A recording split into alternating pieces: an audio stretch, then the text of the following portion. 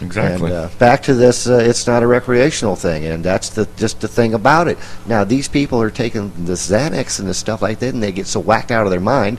Not only do they not even know their own name, they don't even know they have children or what have you. Yeah, like I said, it's really sad for the children. It's not searched for; it's discovered. They just find the problem here and there, but it's everywhere. And they're using a lot of our tax dollars to keep drugs out of this country, and I'm sure they're doing their job and they're having a little success. But you can find everything everywhere, and they need to, like everything else, start in their own backyard. We need to take care of this country and the problems that are in this country first. We can't help the rest of the world. I wish we could, but we can't. We have to start with our own families and our own cities and our own states. Before you can help somebody else. It's the same with your walk with Jesus Christ. Exactly. You have to help yourself you have to get in touch and have a personal relationship with Jesus before you can move on and help anybody with that. And don't let anybody tell you how your walk with Jesus should be. Only you know that. You don't have to confess to anybody but God.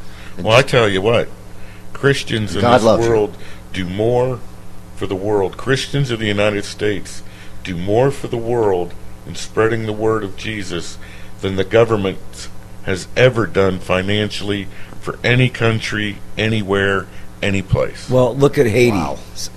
In no time at all, $600 million From the U.S. to them. Yeah. Yep. And that was charitable giving. We saw people in trouble, and what did we do? We jumped right. That's enough to rebuild a city. But they're still struggling, and the rest of the world didn't donate that kind of. And half of that money went up in waste anyway. Well, yeah. Corruption. Well, that's what That's we're supposed to do, though. That's part of what we're God's supposed plan. to do. Right. But But there's one thing that can be really disappointing is when you give to a country like that and then see them waste what was given to them.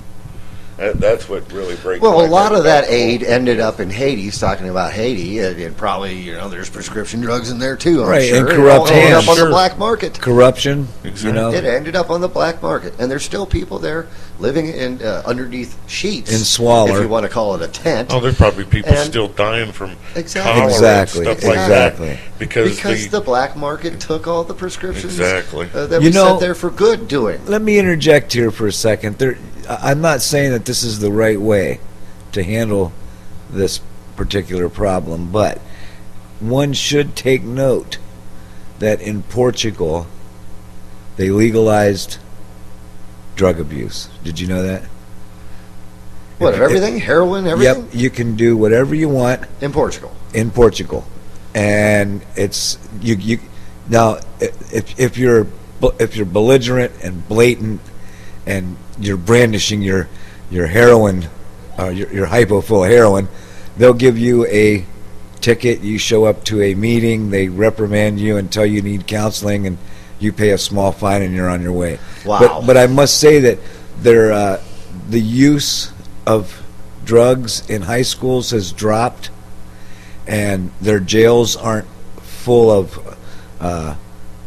what do you want to call it? Addicts, maybe. addicts. It's like fodder. Minor offenses. It's just it's fodder. It's not really. It's taking up space, and the courts there aren't choked up with these these drug cases. They can do real cases on real crimes now, and their effort is on the consultations. Exactly. And pain management. So it's working. And I mean, it's more of an education on drug abuse, and I can see where that's coming from.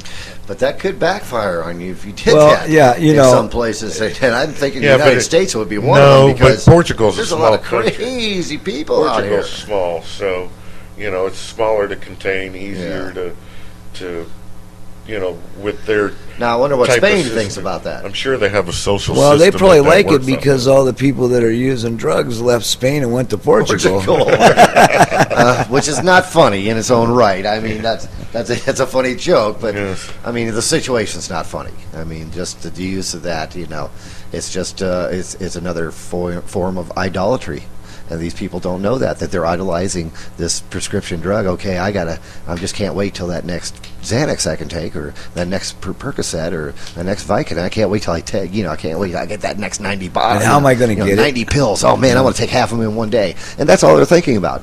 Okay, they're not thinking about God, are they? No, they're thinking about themselves. Now, if they're not even thinking about God, well, they're not even really thinking about themselves either, because they're sure killing themselves. But they're definitely not going to think about public safety. They're not going to think about they're going to think about lawlessness, and not anything about their families, their friends. It all comes back to that.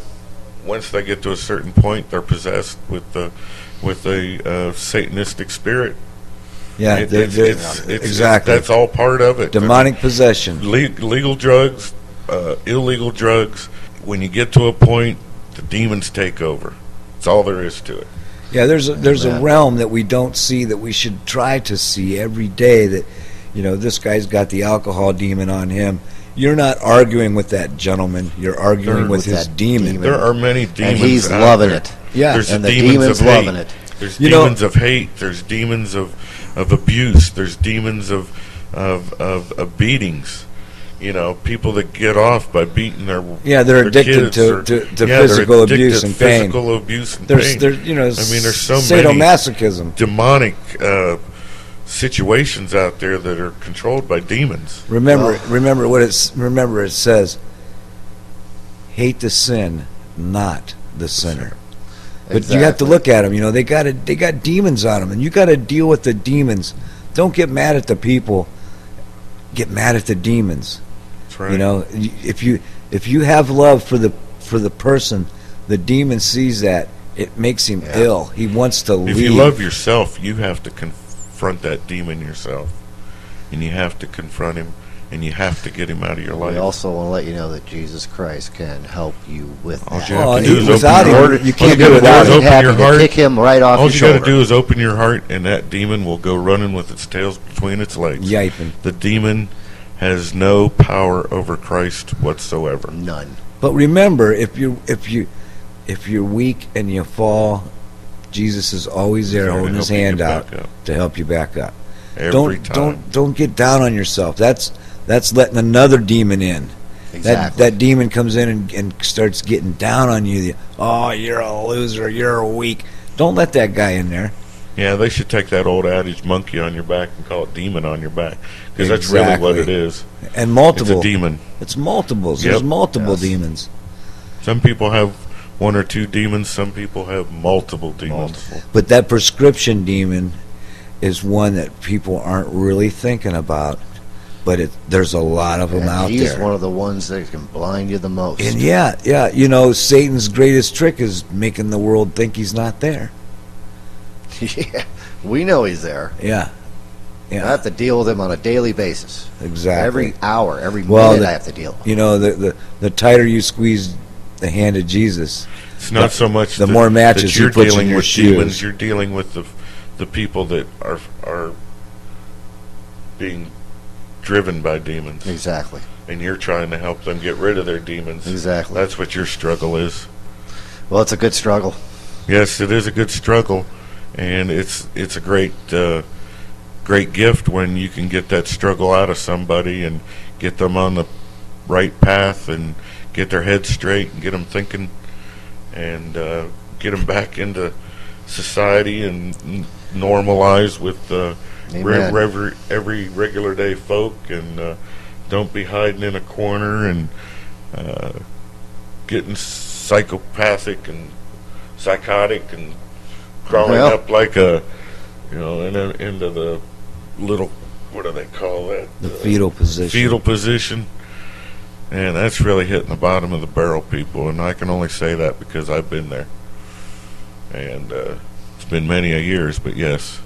At one time, for some people that has to happen that way. That's how it happens. So it's the parable of the lost son, until he comes into himself. He's not going to listen to anybody but himself until he gets into himself, and then he's finally ready for God to speak, and he's finally ready to listen. He or she, any brothers and sisters. That's right. If you're out there and you're struggling, once again, email us. Get a hold of us. We'll pray for you. We'll pray for you. If you want us to talk about your story, we can bring it up. We know a lot of people. Give us your testimony. We'll leave you nameless. We'll just say what town you're from, whatever. We just love to hear from you. Yeah. Betterway@gmail.com. Betterway@gmail.com. Yeah. Unfortunately, I didn't think about putting a betterway@gmail.com. So it's just betterway@gmail.com. Once again, any comments also, any suggestions, any maybe bands you'd like us to feature or anything on the show, we'd love to hear that.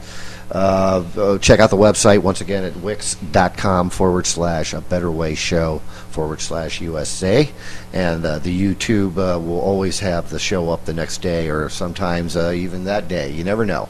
Bill's a pretty quick guy when it comes to that. Yep. Steve, any final thoughts about this before we take off for the week here? People should look into herbs before they look into prescription drugs. There's plenty of books in the library, people. Get an old one, though, because the new ones... bookstores. The Lord put plants out there for a reason, to keep us healthy. Try to find an older herb book, though, because the newer ones I've compared through the last decade and a half. I bought the same book, but as time has gone by, the later editions, and gone through and find that they're deleting important information. It's like if you got an old one, it's got more truth and more definition. We might have to start you a website, Steve's what God actually intended you to take herb website.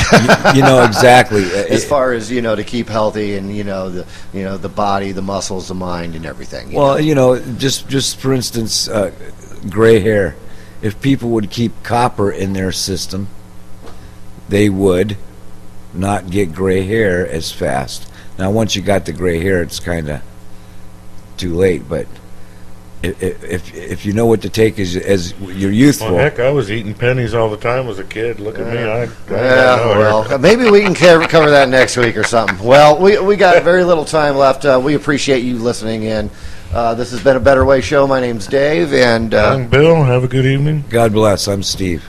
All right, everybody. See y'all next week. We'll pray for you. You send us your comments now, and we look forward to spending some more time with you next Monday. Keep looking up. Keep looking up, and God bless. God.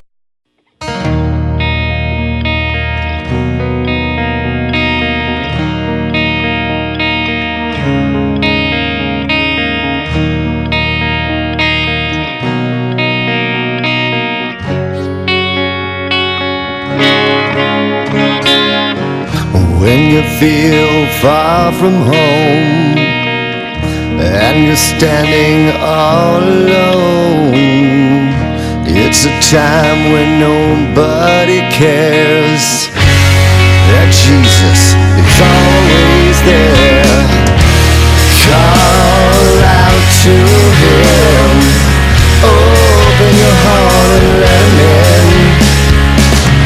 Everyone just lets you down and wears your thin just like a frown. There's too much anger in the world and not enough love.